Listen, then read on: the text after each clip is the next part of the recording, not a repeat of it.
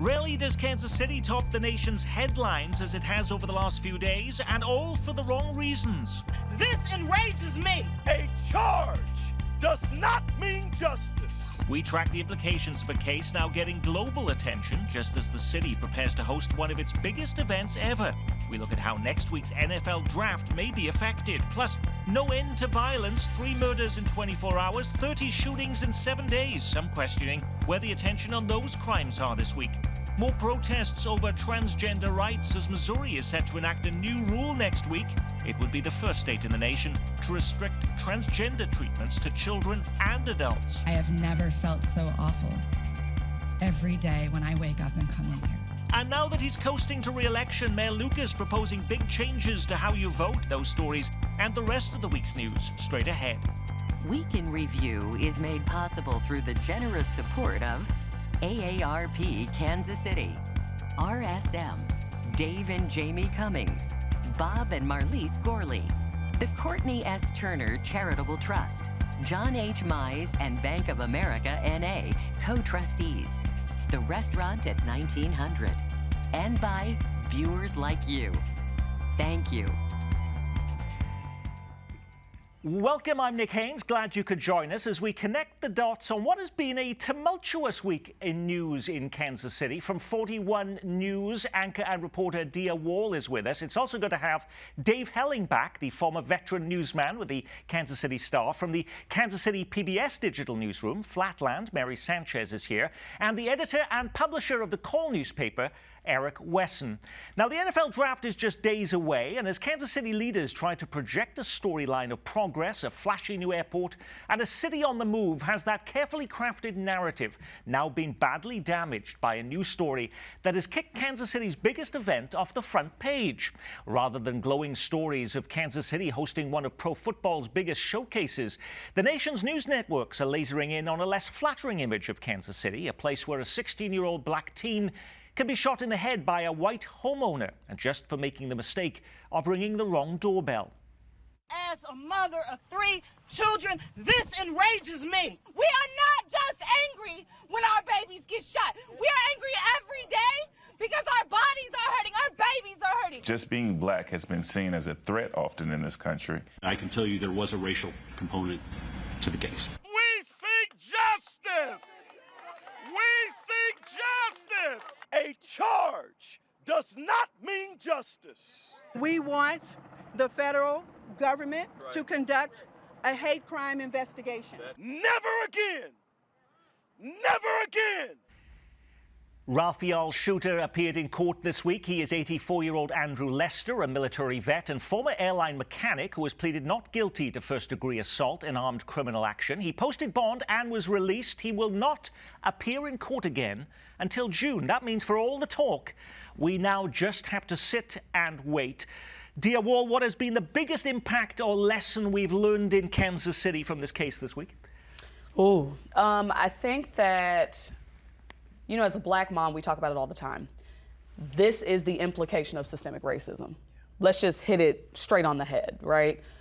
This man, Andrew Lester, in his statement to police says, "There's a big black man on my doorstep about 6 feet tall. I was scared to death that he was gonna come in and hurt me and I couldn't defend myself," right? Grown man, military veteran. But 84 Ralph, years old. 84 years old, that's fine. Ralph is 5'8", 140 pounds, Nick. And so, again, when you see his brown face and you automatically think that he is out to get you, even when that young man, by every account, rang the doorbell. That is the effect of systemic racism. And I think the reason it's touched a nerve in this country is because I have a black son too.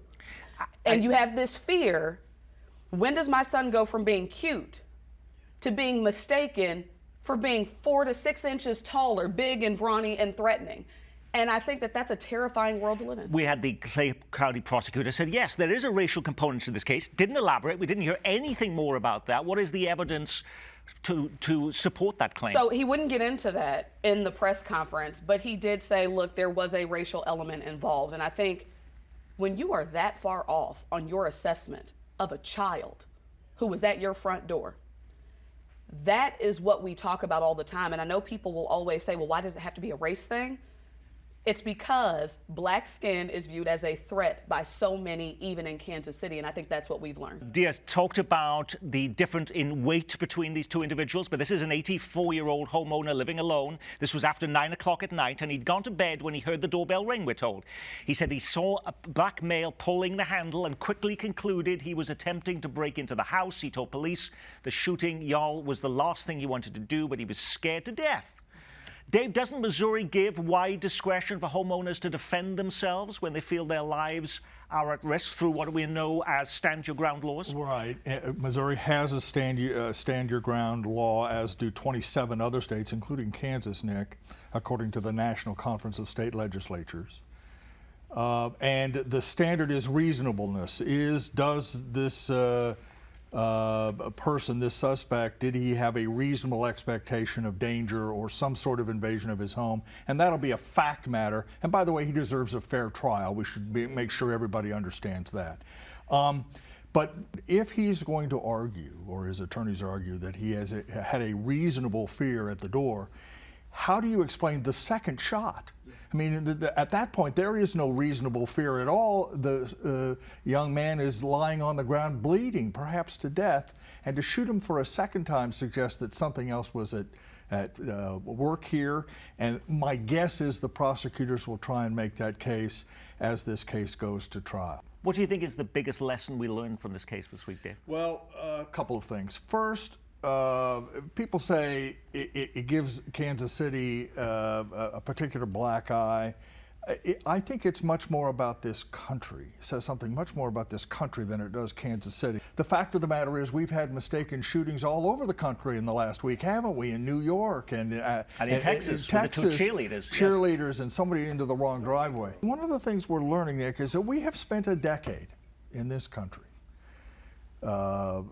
emphasizing, for whatever reason, fear, anger, division, concern, controversy, and then handed everyone a gun.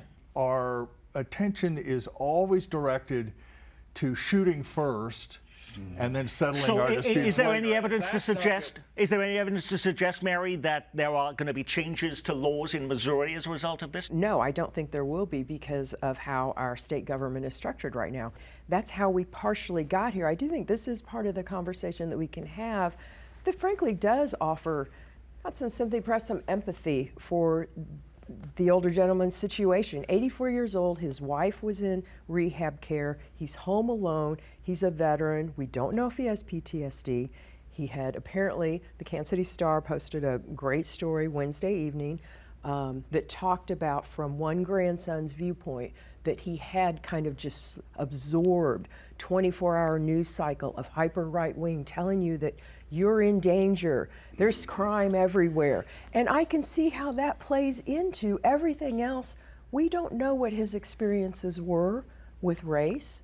We don't know all of that. But that's part of what we need to have a conversation about. I would agree in large part, but I think that we can have empathy for someone.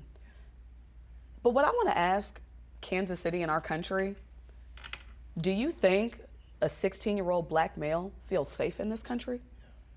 How do you think Ralph felt? I'm coming to somebody's door and I'm ringing the doorbell. And I am met with a gun.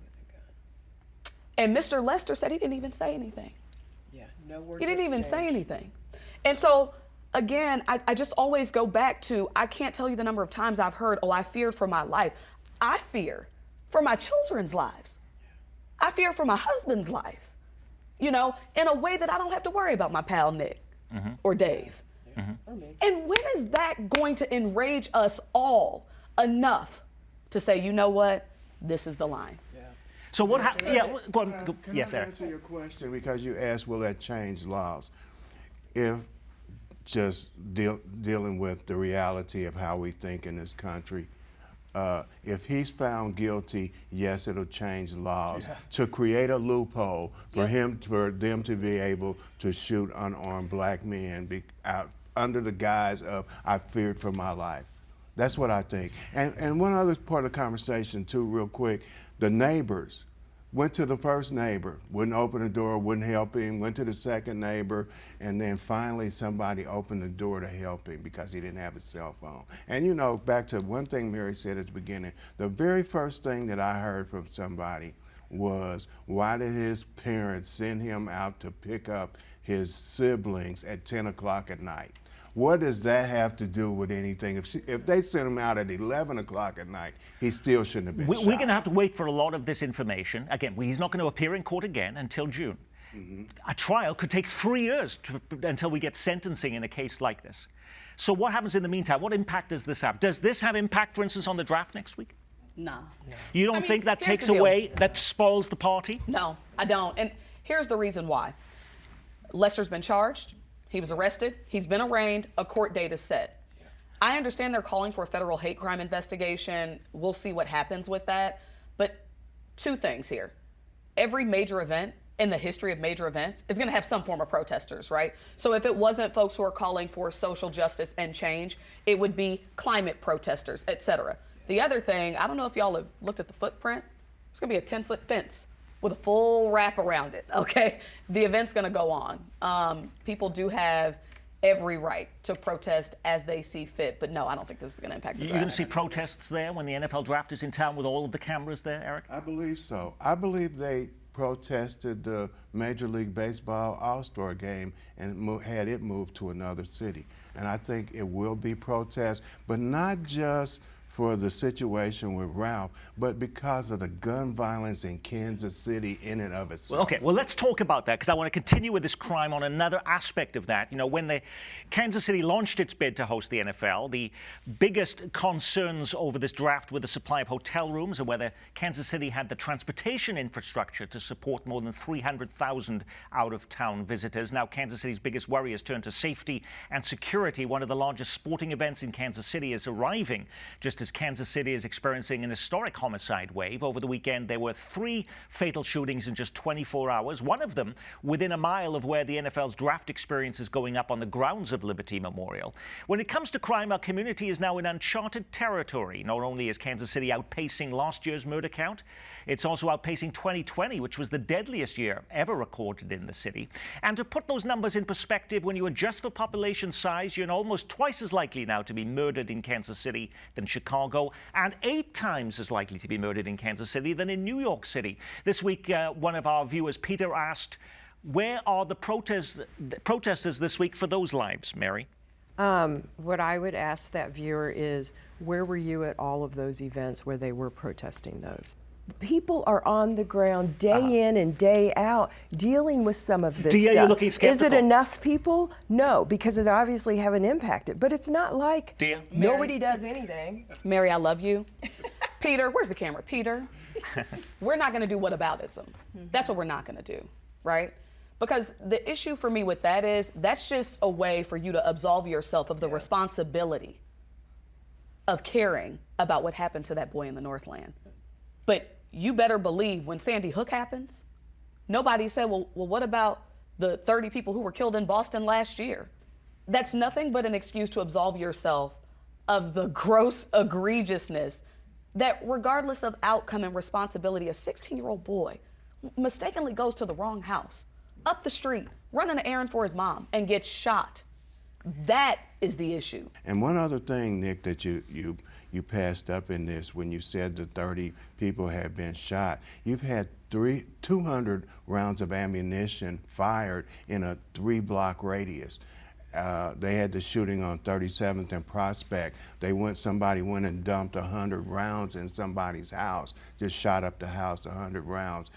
While the police were there at the crime scene, but nobody is talking about the violence that are taking place right now. I want to be assured that there's a plan by the police department to deal with this violent crime. I understand the missing person thing, but what about the violence that's taking place right now? And I think that is where people are kind of raising an eyebrow in the black community. What are you doing? I just would add that the thing that ties the violence in the dreadful, tragic violence in Kansas City with the incident north of the river is the idea, Nick, that the way to address fear is to weaponize yourself. It won't be too long before a mom and a dad tells their 16-year-old to go pick up the siblings, and by the way, take a gun with you because the guy on the other side of the door may have a gun, and then we just have shootouts everywhere. That kind of pathology, in some ways, may already exist in Kansas City, and that's why that's where I think the focus needs to be, is the gun culture that has been fostered over the last decade or so. All of this is a conversation we need to have, but I do think we need to acknowledge, not to be the Pollyanna, but the outpouring of love and support that has come for Ralph and his family. You look at his high school alone, those young people were not told you had to go march around. All of the people who have donated to that, $3.3 million GoFundMe, no one forced them to do that. That is the vast majority of people, I think, in this city and in this country. And how do we work from that goodwill to change some of these more harder issues into the laws of how it really impacts and how police function, our criminal courts function, and how people see We want to hear black the simple people. answer then from Dear Wall. All those kids who are out there, register and start voting. That's what has to happen.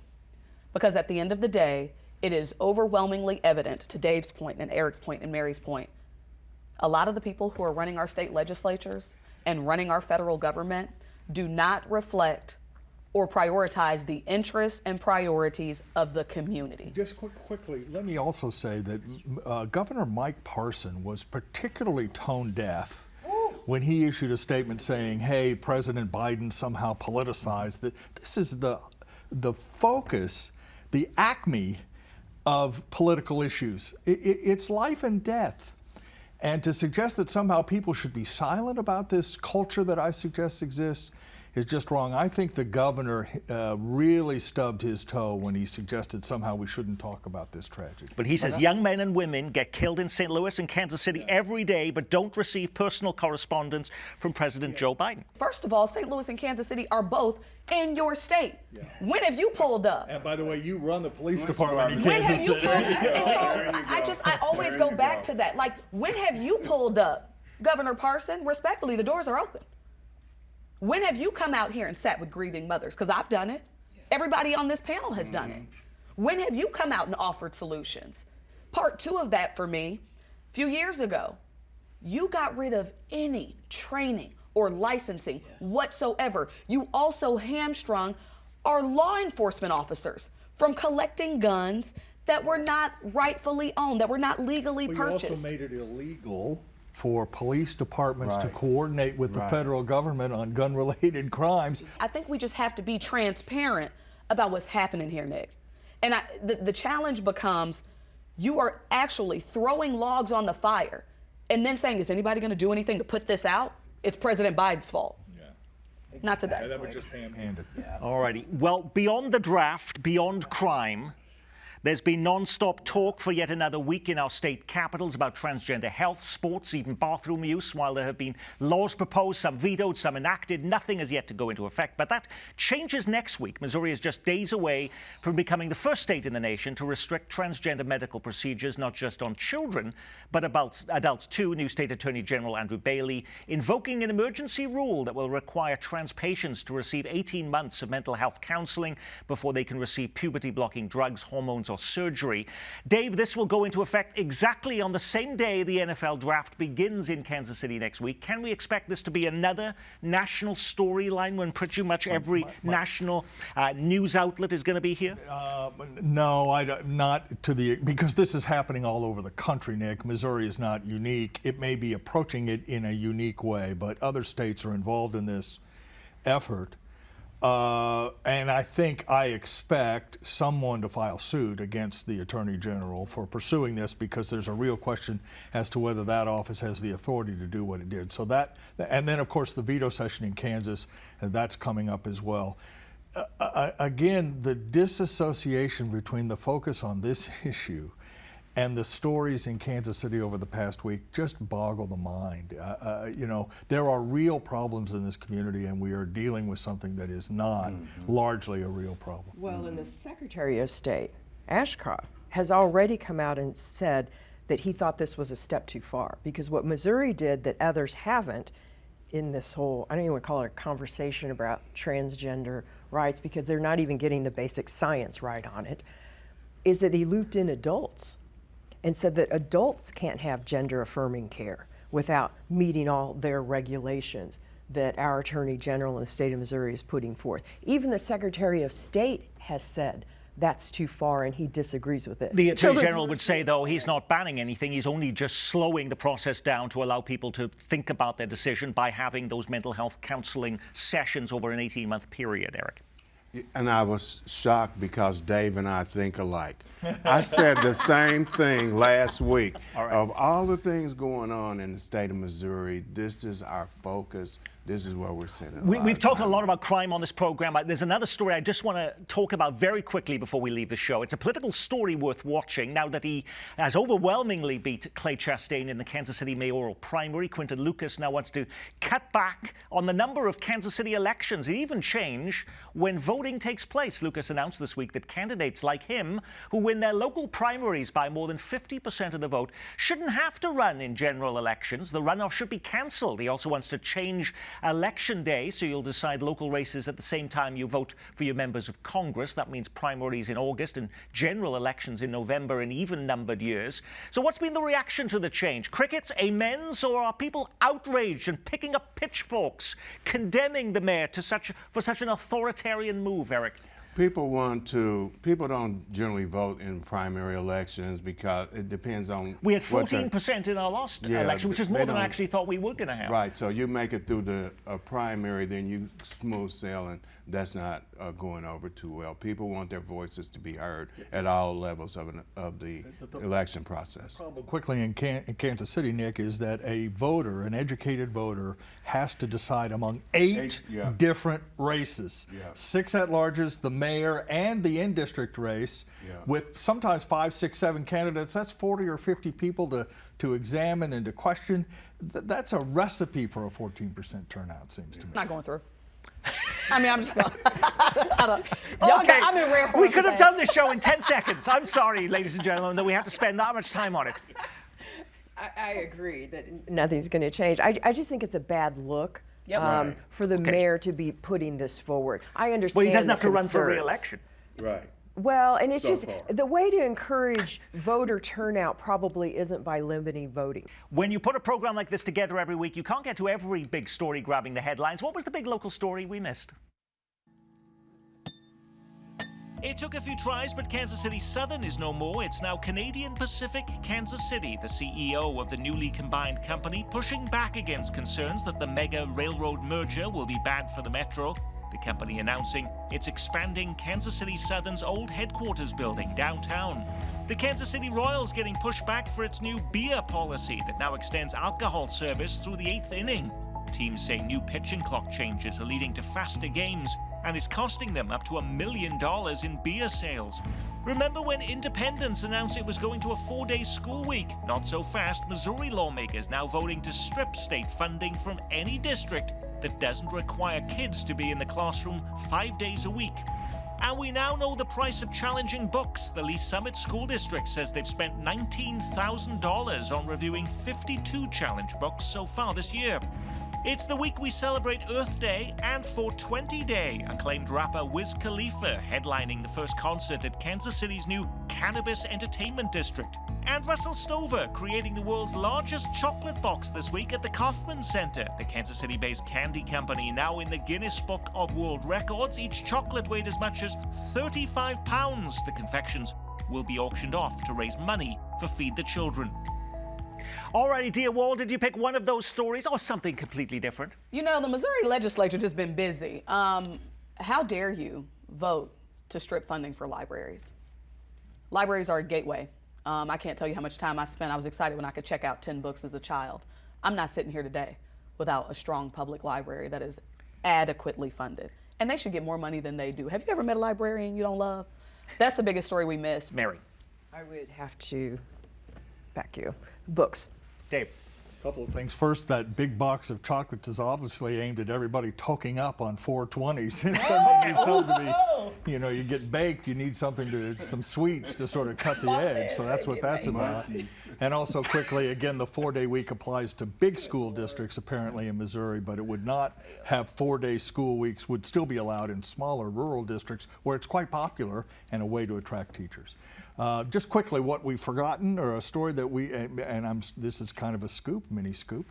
One of the things the Charter Review Commission in Kansas City may also discuss is abolition of the Kansas City Board of Parks Commissioners.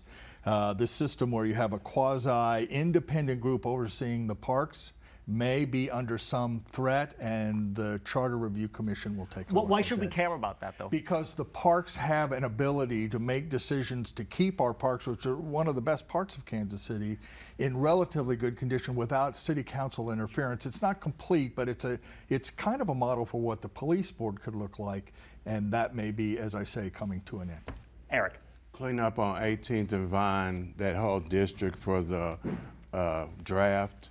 We've got buildings that are getting painted. We've got this big pothole has been in the street for like 3 weeks, maybe a month. They finally covered it. They had the metal plate over it, but they actually finally filled it in, so we're getting ready for that. And even MoDOT was in town this week with extra crews to pick up the trash that everybody has complained about on the sides of our highways that look like landfills. Hopefully that is fixed before our out-of-town visitors arrive next Thursday in Kansas City. And on that, we will say our week has been reviewed thanks to 41 News anchor and reporter Dia Wall, and from our newsroom, Mary Sanchez, from the Call, Eric Wesson, and from the Kansas City Stars, the former reporter Dave Helling. And I'm Nick Haynes. From all of us here at Kansas City PBS, be well, keep calm, and carry on.